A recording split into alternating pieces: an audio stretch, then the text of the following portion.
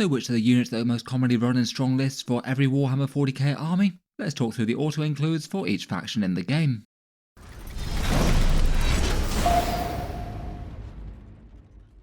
Hello and welcome back to Auspex Tactics, where today we're talking Warhammer 40k armies and some of the units that are the strongest around or the most necessary to include in an army list, going through each faction in turn and talking about their options.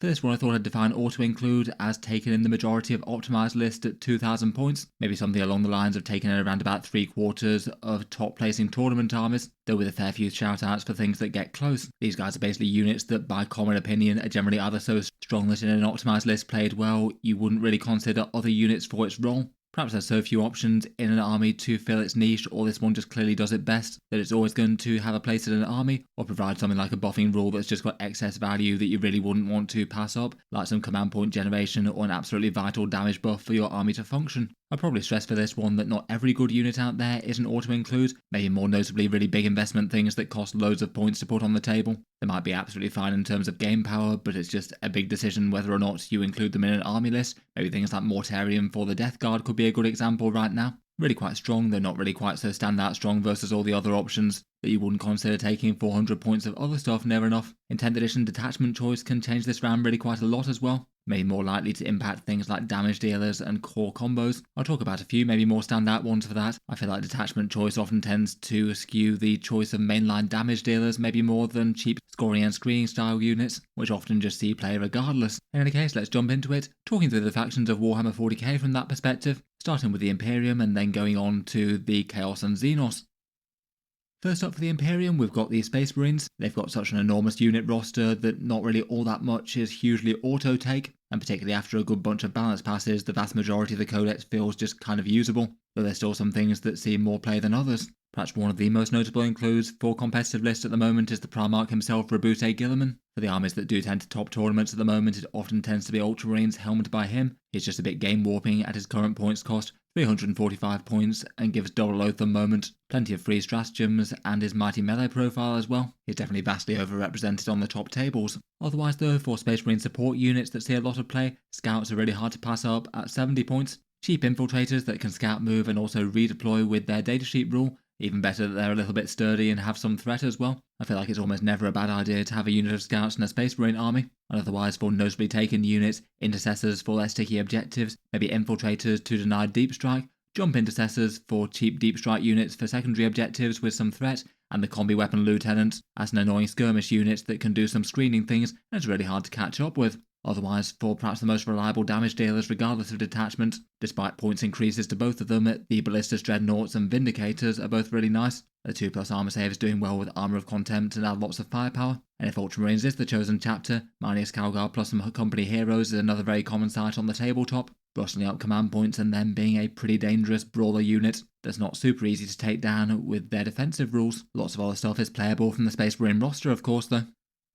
For the Astra Militarum, I did a video on some of their most played units recently, and the Vogel Dawn Tank Commander does seem to sit right at the top, almost every army taking one along. 265 points worth of very chunky and threatening battle tank, enormous stats with a huge amount of wounds at toughness 12 and a big 2+ save, lots of general purpose guns between the Oppressor Cannon and Pulverizer and the rest, all buffed with some inbuilt rerolls. They're also a good synergy unit given that they've got tank orders as well, one of the most efficient sources of them given that they can order them and then have a spare one for something else, and the squadron keyword keeps it very relevant in both Hammer of the Emperor and the Combined Arms Regiment. Great with the hammer stratagems and the enhancements, and Combined Arms can give you both fields of fire and lethal hits too. It's really quite common to see one or two of those on the table. Otherwise, Cadian shock troops tend to make their way into most lists. Having cheap units that can put sticky objectives down on something is really handy, and they can be a good base for Ursula Creed and a command squad, maybe broadcasting orders around the board. And then otherwise perhaps one of the other most standout ones are the Lehman Russ tank variants, the majority of armies at least having one type, the most popular ones generally being the Exterminator, Battle Tank and Vanquisher in high placing lists. The Vanquisher is just cheap and efficient, the Battle Tank really good for receiving buffs, the Exterminator can hand out its buffs with its AP debuff rule. Then for some scary weapons to adventure into the midfield, Kazakin and Tauroxes are another really common one. They can move very fast with that transport, hit things extra hard with Combined Regiment and can be alright for the reinforcement stratagem, and Hammer of the Emperor can allow the Taurox to go through walls and advance 6 inches as well, so a crazy strike range. Loads of other good stuff though, Gaunt's Ghosts for jumping around doing secondaries, Scout Sentinels to spot targets and being tough disruption units, Kastan Jungle Fighters to put some OC in the midboard, Greed in the Command Squad, and the Hellhound to strip some cover. Next up, for the Golden Guardians of the Adeptus Custodes, they don't have a huge amount of options, so maybe wind up with a few more auto takes. It still seems that basically everyone's building around Blade Champions with Wardens. Even despite a points increase for them and a decrease for the Guard and Shield Captains, they still seem to be on top. General purpose dangerous Guardian Spear profiles, really tanky stats, particularly with their one turn of Feel No Pain, and the Blade Champion both adds a fair bit more danger, and can allow them to advance and charge for a turn for a nice threat range strike, and could be good with certain enhancements like the one for Solar Spearhead. Otherwise, maybe the other single most ubiquitous units are the Prosecutors and Witch Seekers. Rarely a bad idea to have cheap tiny units of Sisters of Silence around to do some screening and actions and objectives, while the rest of the central damage dealers get to work. For the rest of the units, they might be a little bit more taken leave versus their rivals. Custodian Guard are in a lot of lists, and often with Kyria Draxus. Alloys Terminators are rather nice, perhaps particularly in lines of the Emperor, and you could separate out a big unit into lots of individual ones at the start of the game if you wanted. The Caladius Grav Tank is good fire support, Shield Captains are particularly nice in lines of the Emperor, and Telemons and Contemptors are the Order of the Day and Solar Spearhead. For the Sisters of Battle, Morven Val and Paragon Warsuits are generally hard to pass up with the sheer amount of damage output that they can unleash. One big turn of activating with them can tear the heart out of an enemy tank line. Morven Val giving you enormous rerolls, and the Paragons getting you big buffs against monsters and vehicles. That's before any detachment synergies and things like that. It's maybe more of a challenge to get them there and keep them alive. Particularly in Hallowed Martyrs though, Morven Val's particularly great for that revive a character on death stratagem. Otherwise, Battle Sisters seem like a unit you'd really not want to have in an army list, usually one or more for their sticky objectives and farming miracle dice. Having both of those rules active on the home field seems like it's well worth the price of admission, and people often tend to take them in immolators to split the squad into two efficient halves, perhaps taking melter guns and multi-melters up the field while leaving the objective grabbing stuff in the home field. Otherwise, Castigators are still very well liked, slightly pricier now but really quite efficient fire support with the battle cannon ignoring cover and a really good debuff rule to add extra AP to your targets. For other mentions, maybe a Palatine with Through Suffering Strength in Hallowed Martyrs. Celestian Sacrosants are really nice and efficient at 130 points for 10 of them now, perhaps sometimes paired with the Hospitaller. Canonesses are nice, and there's plenty more that's commonly played beyond that.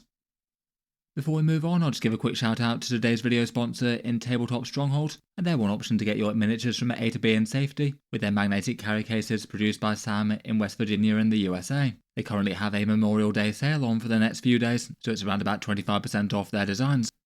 Their primary offering are these mag cases, a case made of some fairly notably sturdy MDF, and then you have steel trays that can slot into the case at different levels to transport miniatures of different heights, and you put magnets on the bottom of the bases to hold them in place and not have them sliding around and banging against each other. The mag cases also have a nice acrylic sheet on the front, which is good for showing off the miniatures while they're either in storage or transport, and broadly speaking I've generally heard good things about them in reviews from people who've bought them, either down in the YouTube comments or on Reddit and places. As well as the mag cases themselves, they also do some MDF terrain as well. That might be of interest to some people in the market for that, as it's a bit cheaper if you pick up a mag case. In any case though, I'll leave them links down in the video description. Check them out if you'd like to, their sale's on for a few more days, and I'll cycle back to them at the end of the video if you want to have a closer look at a few of their designs. In any case, a big thank you to them for sponsoring this one.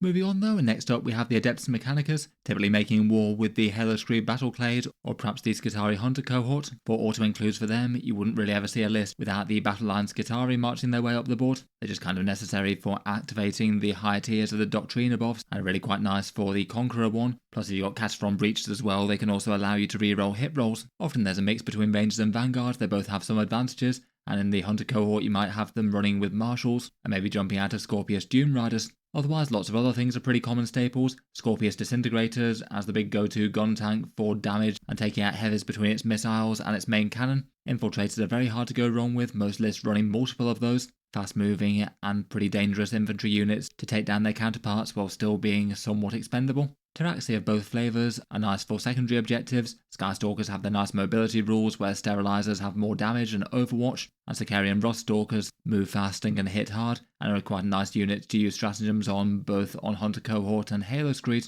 Cataphrone Breaches maybe aren't quite as universal, but really quite popular in Halo Screed, particularly given that you can have some nice enhancements that go with them, and some of the stratagems work well with them too. Since his points decrease as well, Core seen on the table quite a lot too. 135 points gets you a fairly respectable amount of stats, and his auras can affect a fair few units, even if they aren't as crazy powerful as some from other factions.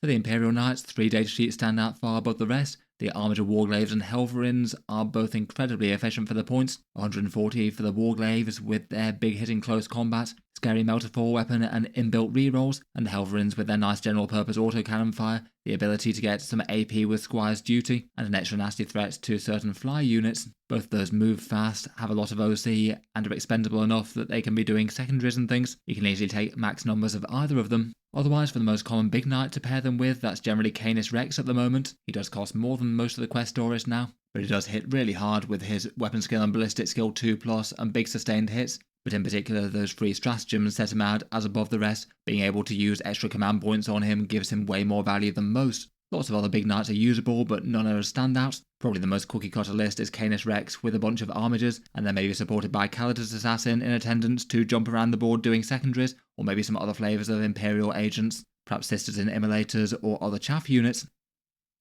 For the Grey Knights, they don't exactly have a big roster, but it seems that in their current format, competitive lists really are skewing one way. Generally, people run the Warpbane Task Force, the one with the big rerolls within your zones of control, and then lists tend to go very, very heavy on the Dread Knights, and they can make some nice efficient use of those rerolls. Between the fast-moving regular Dread Knight and the scary Grandmaster with the big reroll access, they've just got loads of damage threat, usually packing a heavy Incinerator, a heavy Psy Cannon, and then usually hammers for melee, and being the units that can take down the enemy heavy hitters. It's not uncommon to see somewhere between 4 and 6 in competitive lists. Otherwise, for support for them, the 2 most common things tend to be the Strike Squad. Usually at least one unit of those is basically auto-include for sticky objectives, and then Interceptor Squads are also hard to turn down. They're cheap, fast, and efficient, particularly after having dropped in points. They maybe tend to be some of the ones that make up the absolute mainstays of top lists. Terminators don't seem to be quite as big mainstays in the army currently, though if so, they're often run with Caldor Drago. And given it's the Purified attachment, they often crop up as well, though maybe not quite as auto-include as some in the top list. They provide their nice bubble of rerolls, which could be helpful when you don't have your zone of control established, and they have some good stratagem access with some mortal wounds. Castellan Crow's fairly usable with them as well.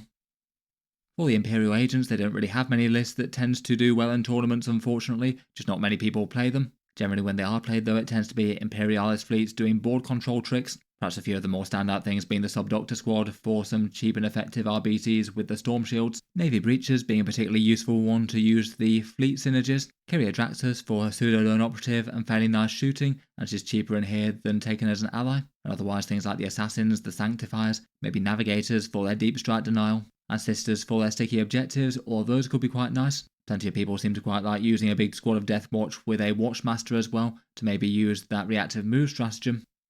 Moving on to the more divergent Space Marine chapters, and first up we have the Blood Angels. They generally tend to make most use of their Liberator Assault group, though some play Angelic Inheritors, and for them maybe the single most standout units might be Jump Intercessors, Sanguinary Guard, and Foot Captains with Assault Intercessors. Jump Intercessors just seem basically impossible to go wrong with for Blood Angels, kind of as it should be really. Cheap secondary scoring squads that can actually have legitimately dangerous melee damage between the detachment rules and their mortal wounds, and plenty of people use them in a more big hitting damage dealer squad, say with 10 for 160 points. Sanguinary Guards are also very hard to go wrong with. For 130 points, they're really quite dangerous, particularly with detachment rules. They move fast and still take at least a little bit of focus fire to bring down. They're both viable in smaller units of 130, or maybe Dante-led blocks of 6. And otherwise, for some more on-the-board Space Marines, Captains leading Assault Intercessors are also really popular, particularly with the Rage-Fueled Warrior enhancement in Liberator Assault Group. That Captain using that stratagem at the same time as he uses his extra attacks buff, or charging something ideally with Oath of Moment, and on a mid-board objective, can just mean that that Captain will wipe out just about anything, no questions asked. It doesn't hurt that he also has a free stratagem to throw in as well if that's needed. Otherwise, for other fairly common picks, the Sanguinor often makes an appearance, warping into the board with a big heroic intervention move, fighting first, and being a scary lone operative after that. Blade Guard Veterans are pretty excellent for the Blood Angels for 80 points, they can hit really hard and are somewhat tanky in return. Jump Captains are nice as well as the on-foot one, often with multiple of them being run in Angelic Inheritors, and then pretty well most of the Divergent chapters will like to go fairly heavy on the Space Marine support units, things like regular Intercessors, Scouts and Combi Weapon Lieutenants, plus maybe a bit of fire support. For the Dark Angels, Azrael still very much rules the roost in terms of auto-include characters. He generates command points, gives his unit a 4+ invulnerable save and a once per game Watcher defense, has sustained hits and good melee, and maybe might run with either Intercessors, Assault Intercessors, or Inner Circle Companions perhaps, depending on whether or not you want to make more use of his damage rules or not, or have a squad with sticky objectives so you can abandon the home field later on. It's really hard to go too far wrong with him. Otherwise, for their unique units, the other biggest staple probably the Deathwing Knights, 250 points for a big, scary and very intimidating block of Terminator armor that you can march into the midfield. Loads of scary damage to melee with their Maces of Absolution, and with -1 damage and 4 wounds apiece, they're going to take a lot of firepower to bring down. They get on well with advanced and charged attachments such as Gladius or Stormlance. Inner Circle Companions are pretty great as well, maybe not quite as auto-take as Deathwing Knights seem to be. They could run with Librarians or Judaseers to lead them, both of which are quite nice. They're probably the other standout for unique units, and plenty of lists run the line as well, though I'd say is far from auto-includes.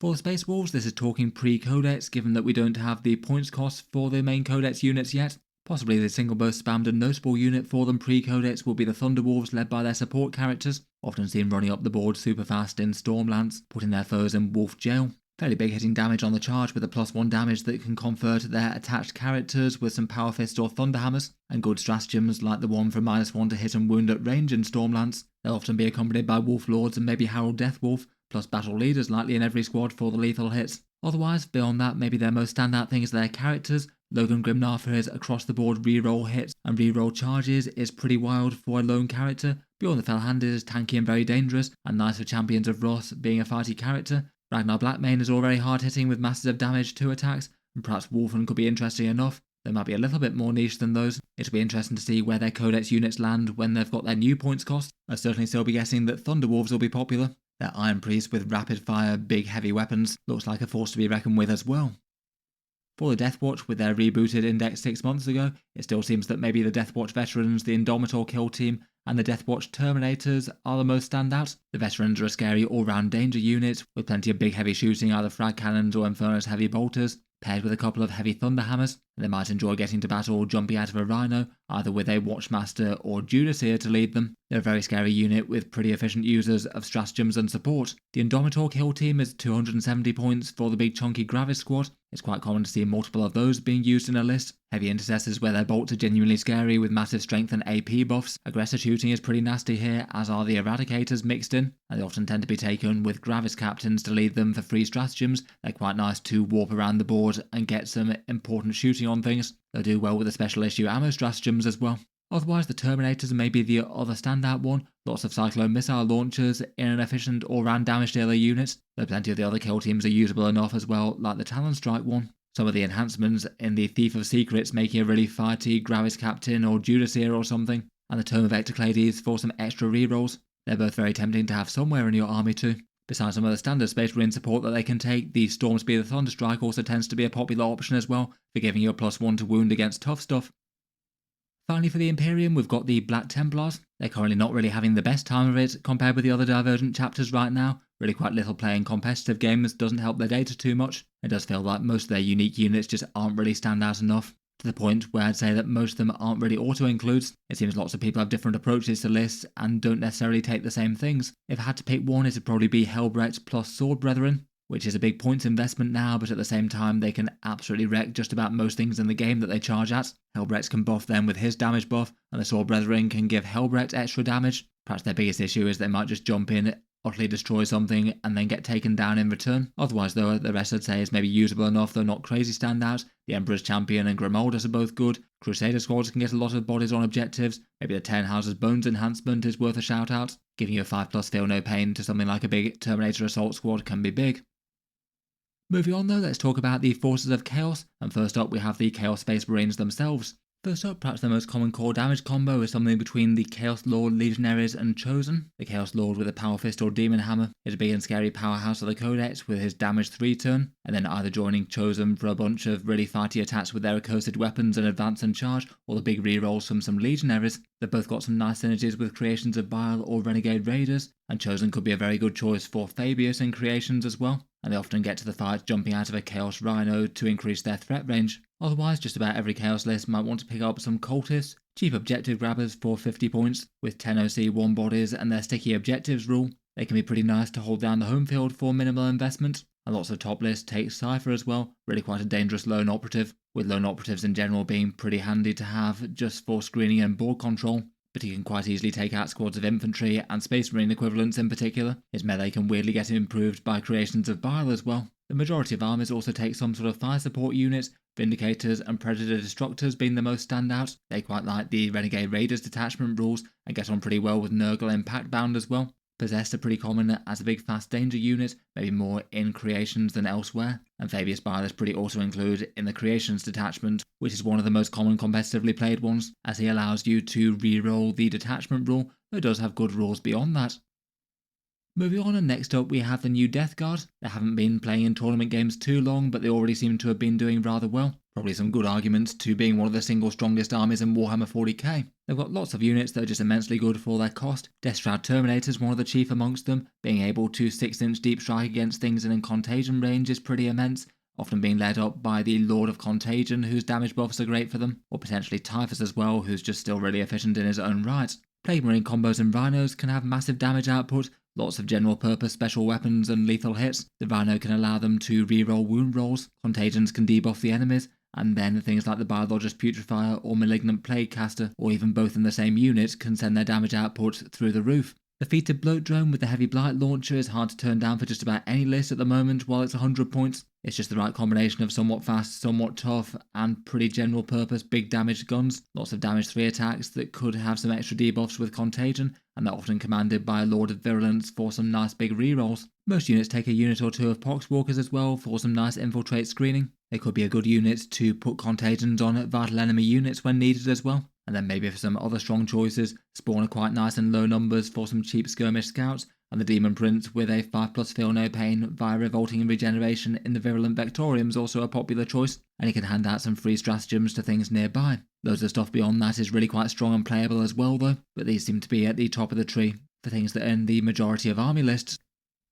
Next up, we've got the World Eaters, also having had a pretty recent codex. It looks like they're kind of mid-tier at first impressions, having some tire placements at tournaments, though not loads. For some of the common list selections for them, Khan the Betrayer with Berserkers in a Rhino is kind of hard to pass up. The Berserkers have that very scary and threatening Blood Surge rule, but don't really have too much damage threat of their own, so adding Khan the Betrayer in for a whole bunch of damage 3 attacks and some big rerolls is a big win. Weirdly enough, Forge Fiend shooting is absolutely murderous now, the majority of top lists taking one or more Forge Fiends. They can just get a lot of very scary damage 3 attacks at close range. Jackals are basically auto-include for sticky objectives. People want at least one squad in the list. The majority of top placing armies tend to take a unit or two of Spawn along, quite nice with the Berserker Warbands, and the ability to mark objectives as sticky objectives when they die. And then for primary melee threats, 8-bound and Exalted 8-bound are both used. Plenty of armies taking at least one unit of each, and the Slaughterbound is a pretty reasonable addition, particularly to the regular 8-bound with their scary scouting. The Demon Prince on foot is a pretty good data sheet as well.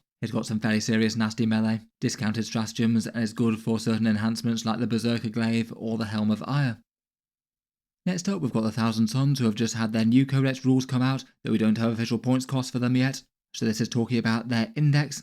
Their Cult of Magic lists have been pretty cookie cutter for a while now, Magnus being the linchpin of just about every army with the biggest damage and defense, being the best user of those Kabbalistic rituals and buffing nearby psychic damage with his special rules. Then to join him, there's usually a good amount of sorcerers leading small squads of Rubric Marines. Between those, they can generate lots of Cabal points. The Rubric Marines with their Warp Flamer damage can do excellent damage to enemies on objectives, and they can confer their datasheet rerolls to things like Infernal Masters using the extra damage enhancement.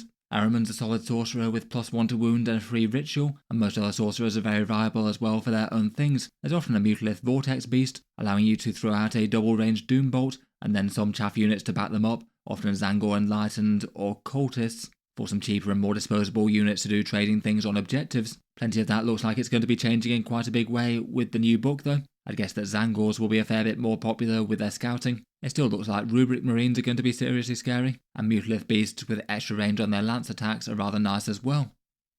Finally, for the Deity Legions, we've got the Emperor's Children. They've got really quite a small unique roster, though even with this, lists seem to be very convergent on just a few choices within it.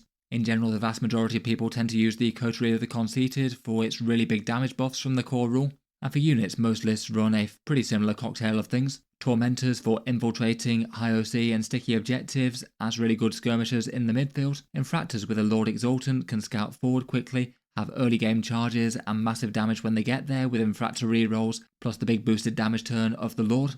Noise Marines jumping out of Rhinos, a nice general purpose fire support with those Blastmasters, and they really get on well with the Coterie of the Conceited early reroll buffs. The Winged Demon Prince is a pretty fearsome datasheet, often seen in multiples in most army lists. Again, they move fast like the rest of the Emperor's Children with their Thrill Seekers, and then getting all of those mortal wound impact hits when they charge in is a really big deal. Lucius the Eternal is a very efficient lone operative, perhaps surprisingly tanky with his toughness 5 and big feel no pain. He's got nice general purpose melee damage to take down sort of heavy infantry and things. He's very good against characters as well. And the Lord Cacophonist often makes an appearance as well. Just generally good stats in his own right. He could buff Noise Marines or even just run solo if desired. Overall feels like the Emperor's Children have a bit of a set build at the moment. Given that they seem to be one of the stronger armies in 40k currently, I wouldn't be too surprised if maybe a couple of these took some nerfs, though it would be nice to see Fulgrim and the Flawless Blades get improvements. For the Chaos Knights, they basically had the same problems that they've had the entire edition, with the best list for them basically being 6 Wardog Brigands and 6 Wardog Carnivores most of the time. Maybe adding in a single Titanic Knight if you're feeling daring. The Wardog Brigand is a fast-moving, efficient gun turret that hits on a 2+, has a nice anti-tank weapon, a chain cannon for dealing with hordes. It gets extra AP up close, and some nice indirect fire that can hurt armies like Aeldari. The Wardog Carnivore is one of the most efficient units in terms of raw damage and defense for its points cost in Warhammer 40k in general. They move fast and are really scary skirmishers on the front lines, potentially making good use of that walk-through wall stratagem. It's really not uncommon to see 6 of each of these, maybe with a Wardog Stalker to lead, though a lot of this throws some allied demons in, Nurglings being the most popular for denying the midboard, though other Nurgle stuff is at least fairly popular with things like Beasts and Plague Bearers. Hopefully the Chaos Knight Codex manages to push back against this a bit. Finally, for the Forces of Chaos, we've got the Demons themselves. They generally tend to play with either Shadow Legion or Demonic Incursion for competitive lists currently, and usually tend to have a core of Greater Demons supported by various support units. For the Greater Demons, maybe the 3 most common might be Be'lakor, the Great Unclean One, and the Bloodthirster right now. Be'lakor got some nice datasheet improvements in their Demon Index update. It provides the Shadow of Chaos, which is nice for the Incursion, and it turns off shooting to units nearby that's greater than 18 inches away, which is a massive counter to gunline armies. For the other 2, the Great Unclean One gets effectively toughness 13 with his own buff, and it's just immensely tanky for his points cost, getting even more so if he gets Endless Gift in the Demon Incursion. They're just problematic to deal with and can just waddle up to the middle objectives and even have better damage output. Since the index got updated, they could even have the Scout enhancement in Shadow Legion too. Otherwise, the Bloodthirster is just general purpose good melee. You might like the King of Blades in Demon Incursion, and the Fade to Darkness in Shadow Legion is particularly nice on him, meaning that he can jump in, destroy a unit in melee, and then fade away before the opponent can shoot him to a rapid ingress next turn and hit something again. It just makes him an incredibly problematic unit to deal with there. Plenty of the other Greater Demons are all very viable as well, though in support of them, maybe some of the most common units are Nurglings for cheap infiltrate and taking down the midboard, Fleshhounds for their return to reserve, doing secondaries across the board, and they still have some melee threats as well. Beasts of Nurgle for being cheap, tough, annoying scout units, quite likely to gum up any lighter units and then regenerate all their wounds when they're not killed. And then sticky objectives is generally sought after, either Plague Bearers or Chaos Cultists in the Shadow Legion. In general, Chaos Demons seem to have been having quite a good time with those units, plus some support. Moving on, and now we get on to the Xenos of 40k, and starting out we've got the Space Elves Aeldari. For top level lists, Inari as a detachment seems to be a borderline auto-include, still also people are playing Aspect Host, though for top event wins, Inari are vastly overrepresented. Interesting though that neither Yvraine nor Incarnate seems truly auto-include for them. Some lists choose to take one and some the other. In general though, both the Inari list and the Aspect Host list tend to be building around about 4 or 5 units of Aspect Warriors. Fire Dragons pretty much being the Aeldari tank destroyers, ridiculously enormous damage and movements to get it into place, though there'll be a good chance they just get wiped out in return. Battle Focus or Lethal Intent could help them get there. Dark Reapers are nice general purpose range damage dealing and might be able to do fire and phase style tricks to jump into a Wave Serpent, somewhat common for them to be accompanied by an Autarch, and that can allow them to do that for free. Small squads of Howling Banshees are really common to jump into the enemy from a vast amount of distance away and cut them apart with their anti-infantry weapons, the Exarch usually with an Executioner and maybe with Jane Zar in Aspect Host. Warp Spiders are generally taken in multiples, kind of effectively doing 1-inch deep strike pretty much, within a range of 24 inches from hiding in the base of a ruin or something. They can be good both for shredding lighter infantry and also doing secondary objectives too. Lycus can make them into a wholly different sort of threat in Aspect Host. Then usually there's some sort of infiltrators, both Rangers and Striking Scorpions are both really nice units for that, and some lists take both. And quite a few lists enjoy some Guardians, maybe some Storm Guardians for their sticky objectives. Certainly with Inari and Aspect Host, Fulgrim very much seems to be the order of the day versus most of their jet bikes and vehicles. Then for the Darkkin, there's at least some fairly good use of both Reaper's Wager and the Sky Splinter Assault, and both can be quite fun for Drukhari melee. For mainline damage dealers, it might often be an Archon plus Incubi or Lilith plus Witches in a Raider, and Talos are fairly sturdy and general purpose murderers on the front lines too. They don't get quite so much from Sky Splinter as elsewhere though. Then on the objective support front, perhaps some of the most ubiquitous things are Cabalite warriors in Venoms. They can swoop around and get sticky objectives in the midboard, plus have a bunch of OC to jump out and take things if needed, and fire off some special weapons too. Mandrakes are nice for infiltrating into the midboard, denying the enemy unit placement there, and they've got their fade away to return to reserves and warp around doing secondaries or taking out light stuff. Scourges are still a really popular pick, jump shoot jump with a bunch of lance fire. They do pay a premium for their damage, but that's some pretty scary anti-tank that the opponent can't do much about. And a Kronos Parasite engine is a really frequent include in most army lists. They're very cheap and really quite tanky for the cost, still have a little bit of damage threat, but mainly they're there to farm up some pain tokens with a chance to recycle them to have yet more damage buffs when you need them most. Quite a lot of the rest of the Drukhari roster is still all very usable as well, though I'd say these may be the absolute highest standouts. Next up, we've got the Tyranids, and their detachments can certainly skew things quite a bit. The fairly general purpose invasion fleets maybe being the most standout for them, though Vanguard Onslaught, Assimilation Swarm, and Crusher Stampede all see a bunch of play and success, but they certainly push you towards their own units there. Regardless of detachments, generally Exocrines and Tyrannifexes tend to be strong units that hold their own regardless of where they are. The Tyranids don't really have all that many just absolute mainline damage dealers to take down enemy heavies. The Exocrine can certainly do that against elite infantry and punch up against tough stuff with lethal hits from Invasion or Hive Tyrants, and the Tyrannifex is perhaps the best anti-tank even if it is a bit random with that Rupture Cannon. The Acid Spray can work well for them too.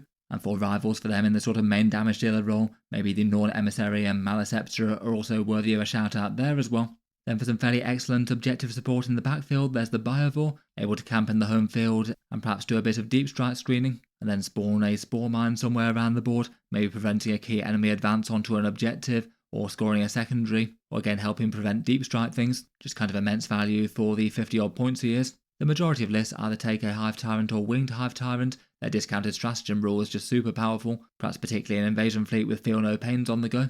The winged one slightly more tempting in Vanguard Onslaught, and then otherwise for really standout units, the standard Lictor is pretty amazing. 60 points for a lone operative with really quite a good stat line for that cost, reasonable defense and damage, plus free rapid ingress so he can jump out of nowhere and then tear apart a favoured target, maybe even assassinate a character with precision. The other lone operatives are nice though, both Death Leaper and the Neurolictors are efficient enough. Otherwise, beyond that, some fast-moving Endless Multitudes usually make their way into lists, Gargoyles or Hormagaunts generally being the most popular to have a bunch of OC to flood the midboard objectives when you need to, and Genestealers with a Broodlord are pretty nice and efficient brawler damage dealers in the first place, they're pretty stand out in Vanguard Onslaught.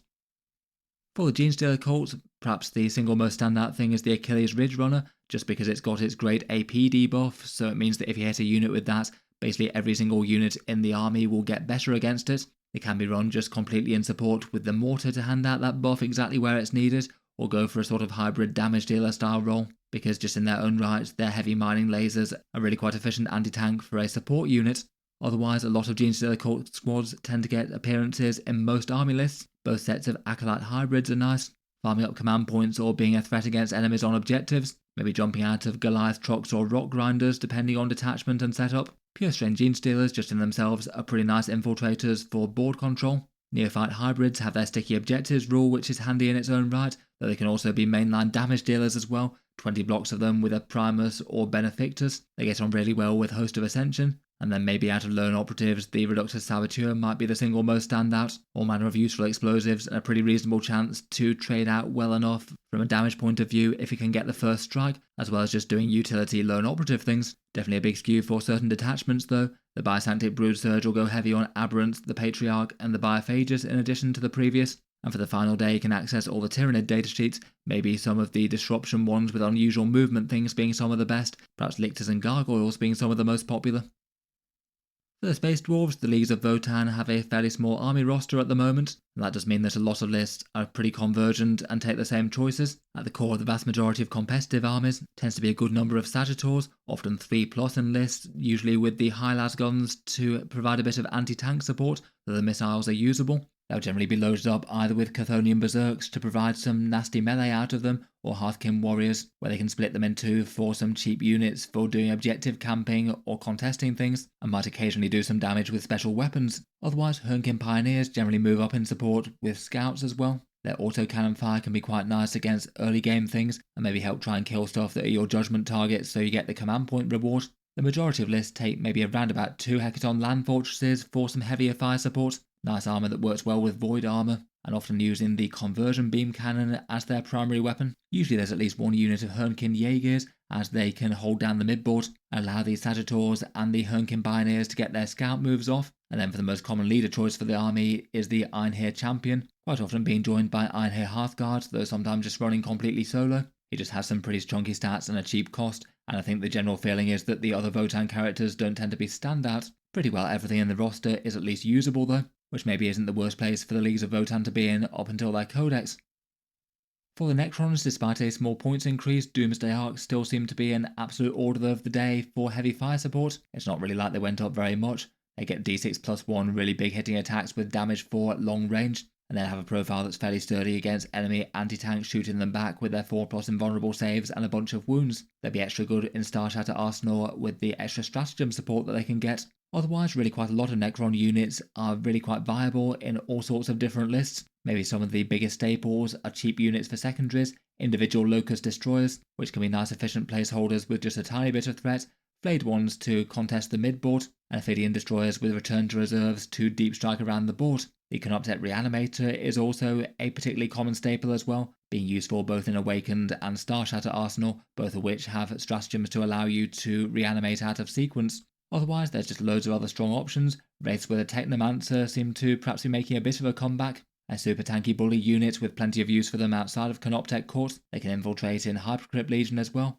The Silent King is really nice, particularly in Star Shatter, though is a really big investment, so not an auto-include really. Hexmark Destroyers can have good utility use or bear enhancements in certain detachments, and Scorpet Destroyers and the Scorpet Lord are a pretty punchy melee threat, maybe stand out in Awakened with the character leader synergies there. In general though, it feels like Necrons are in a good place. Lots of the rest of the Codex sees play. Might be a little bit nicer to have just a bit more representation for Warriors and Immortals though. For the Forces of the Greater Good, we've got the Tau Empire, and easily the single biggest auto-include for them are the Stealth Suits, as Games Workshop just gave them some pretty serious buffing rules when they're guiding friendly units, to the point where between being cheap infiltrators and that, you'd want to have multiple units of them in every single list. Otherwise, Kroot Carnivores are fairly hard units to pass up. They give sticky objectives and some OC and are fairly cheap. They're more standout than the Kroot detachments as well.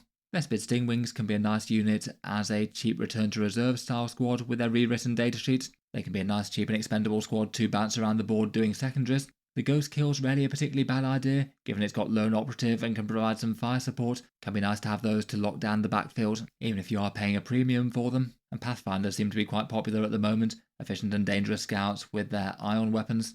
Not very tough, but actually per point one of the scarier damage dealers of the Codex when buffed.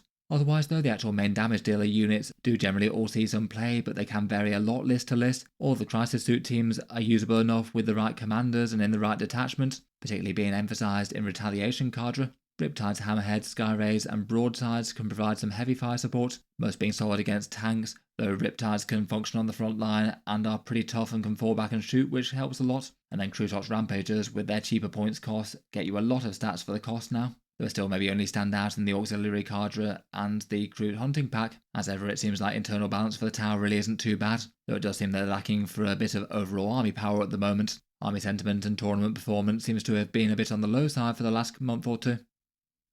Finally, we've got the Orks, and easily the prize here goes to Gretchen. Just literally 40 points for 11 OC2 bodies, and the ability to generate command points is absolutely auto-include, most lists taking at least 2 units of them. They can do alright with Zodgrod Wartsnagger as well.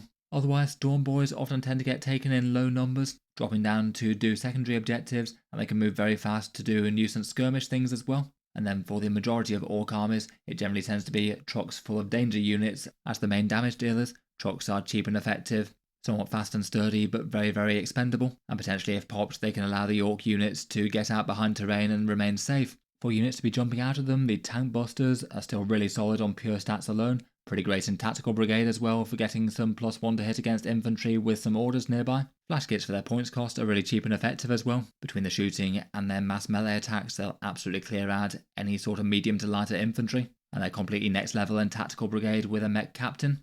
Otherwise, some combination of boys, knobs, breaker boys, or beast snagger boys with a war boss or beast boss will generally do very well. The bosses themselves can do a large amount of heavy lifting. Knobs and breaker boys get a fair bit more damage, particularly in the war. And the beast boss with the beast snaggers can absolutely tear apart any tough monsters and vehicles with his mortal wounds. Otherwise, the various detachments do skew towards certain things. Looters with big mechs are really nice in Dread Mob, and Gasgul with mega knobs is pretty great in War Horde or Bully Boys.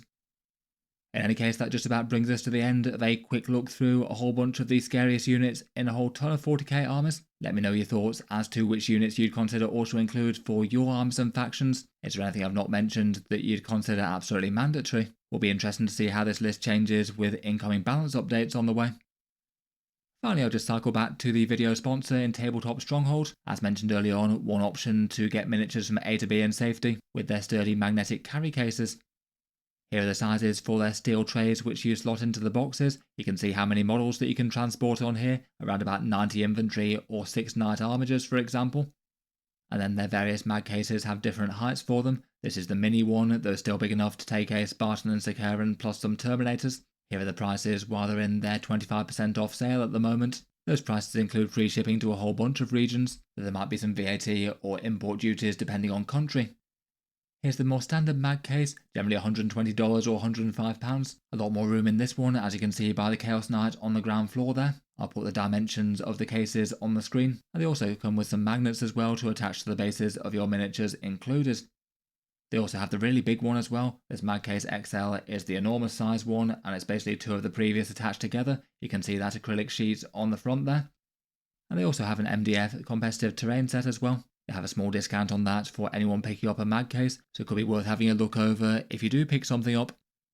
In any case though, there'll be links down in the video description. Feel free to check out their stuff, and a big thank you to them for sponsoring the video. In any case though, I'll leave this one there for now. Let me know your thoughts as to the unit mentioned, and feel free to subscribe to Auspex Tactics if you'd like to see more like this. I certainly do try and keep the 40k videos coming, with new ones out just about every day. If you've been enjoying all the videos on the channel and you'd like to help support their creation, then feel free to check out the channel's Patreon page, which is linked down in the video description. Channel patrons get a fair few advantages, seeing certain videos early, regular votes to see what sort of things happen next on the channel, and then automatic entry into the regular prize giveaways with a chance to win some big model kits each month. If any of that sounds good to you, or you'd just like to help support, the link is down in the video description. In any case, a massive thank you for listening, and I'll hope to see you guys next time.